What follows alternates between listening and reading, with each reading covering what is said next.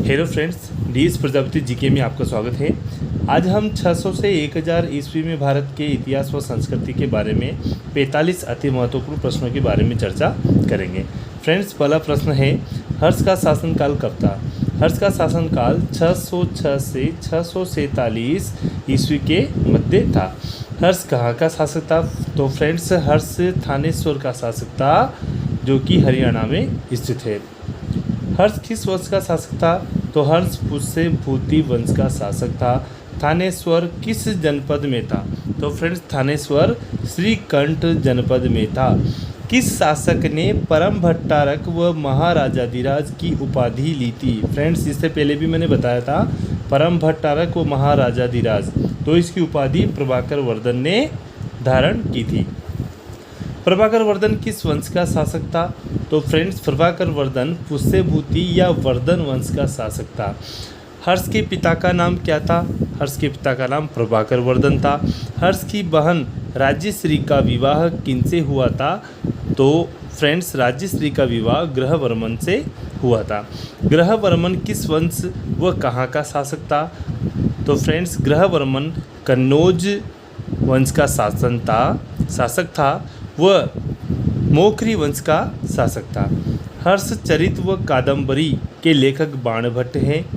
राज्यश्री के पति ग्रहवर्मन की हत्या किसने की थी? तो फ्रेंड्स, ग्रहवर्मन की हत्या मालवा के शासक देवगुप्त ने की थी।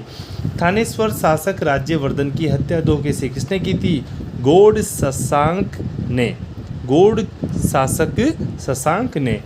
हर्षवर्धन के समय में कौन सा चीनी यात्री भारत आया था? फ्रेंड्स, इंपॉर्टेंट है। हेनसांग और सीयू की क्या है? हेनसांग की रचना, ये मोस्ट इम्पोर्टेंट है। हेनसांग किसके शासनकाल में आया था? हर्षवर्धन के शासनकाल में। ये प्रश्न इस प्रकार भी पूछ लिया जाता है कि हर्षवर्धन के शासनकाल में कौन सा ये चीनी यात्री आया था? तो हेनसांग आया था, जिसकी रचना सीयू की थी। या इसे इस प्रकार भी पूछ लिया जाता है कि हेनसांग, जो कि सीयू की का रचनाकार था, किस शासक के शासनकाल में आया था? तो फ्रेंड्स, ये हर्षवर्धन के शासनकाल में भारत आया था।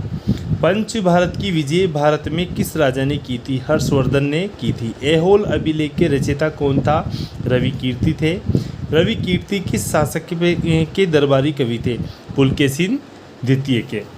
और हर्ष का प्रधान सचिव कौन था? तो फ्रेंड्स, हर्ष का जो प्रधान सचिव था वो भंडी था।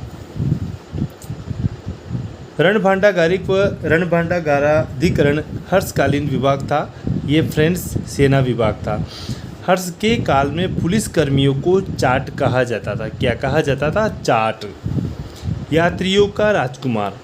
फ्रेंड्स, यात्रियों का राजकुमार वो वर्तमान शाक्य मुनि किसकी उपाधि है?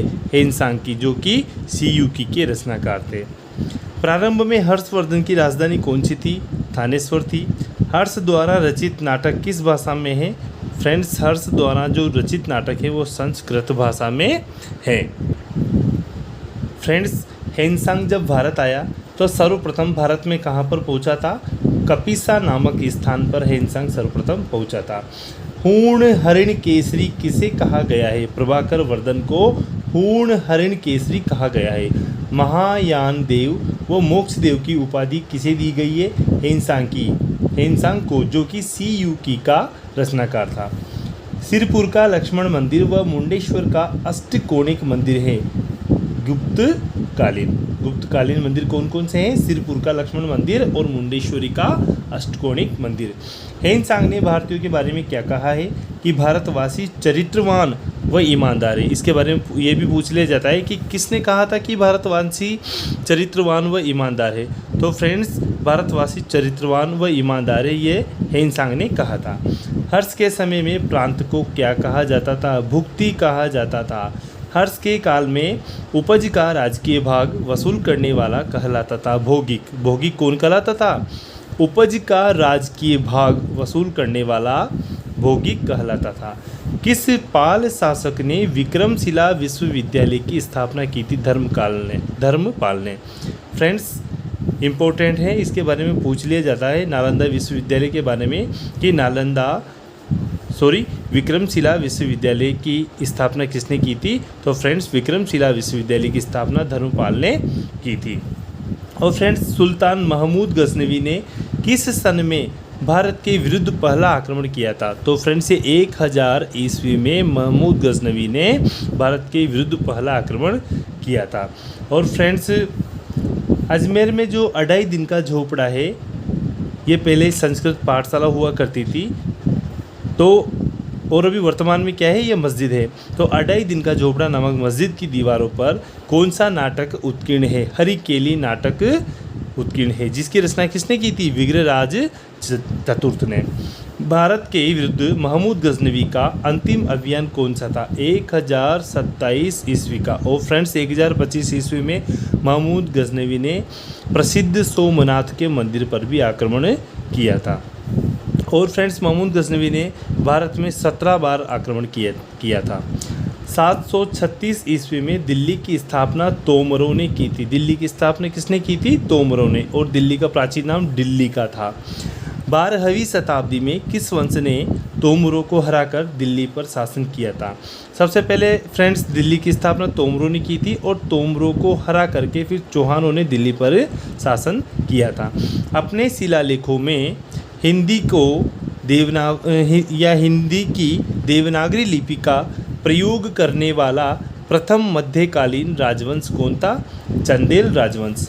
चंदेल साम्राज्य का जेजाक भुक्ति नाम कौन सा नाम? जेजाक भुक्ति।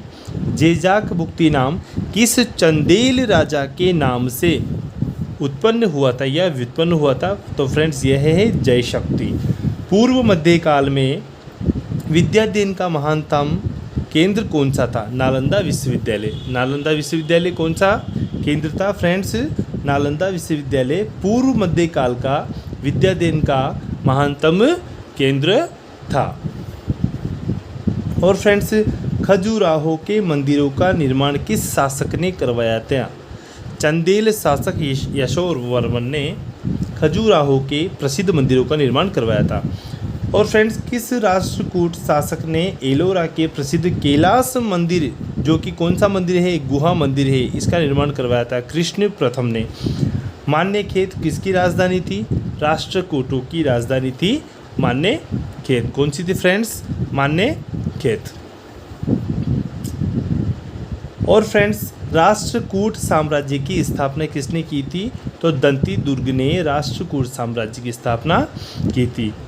11वीं शताब्दी का विश्वकोश नाम से प्रसिद्ध ग्रंथ कौन सा है? सोमदेव का कथासरित सागर। कथासरित सागर के रचयिता कौन थे? सोमदेव। हर्षचरित की रचना कब हुई थी? 620 में। और फ्रेंड्स किसने की थी? बाणभट्ट ने।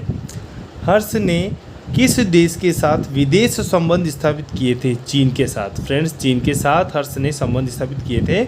और हर्ष के काल में प्रयाग सभा का आयोजन कब किया गया था? प्रति 5वें वर्ष, यानी प्रत्येक 5वें वर्ष में प्रयाग सभा का आयोजन हर्ष के काल में किया जाता था। Thanks friend for watching this video.